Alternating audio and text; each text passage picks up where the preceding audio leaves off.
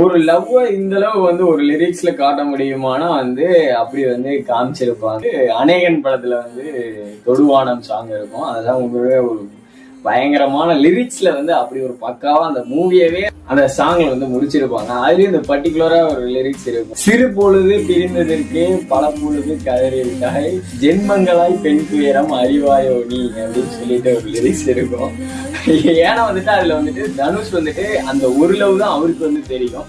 அந்த ஒரு லவ் கொஞ்ச நேரம் வந்து பிரிஞ்சதுக்கே வந்து இந்த அளவுக்கு நீ வந்து யோசிக்கிறியே, அப்போ வந்து நான் வந்து இத்தனை லவ் இத்தனை ஜென்மமா அதை வந்து உணர்ந்து அதை வாங்கி அப்போ வந்து அதோட இதை வந்து நீ வந்து தெரிஞ்சுக்கியா, உனக்கு வந்து புரியுமா?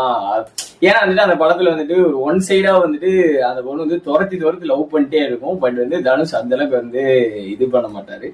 ஸோ வந்து அந்த லைனை வச்சு அதோட பீக் வந்து காமிச்சிருப்பாங்க. அதோட வலி எல்லாத்தையுமே வந்து அந்த ஒரு லைன்ல வந்து சூப்பரா பியூட்டிஃபுல்லா காமிச்சிருப்பாங்க.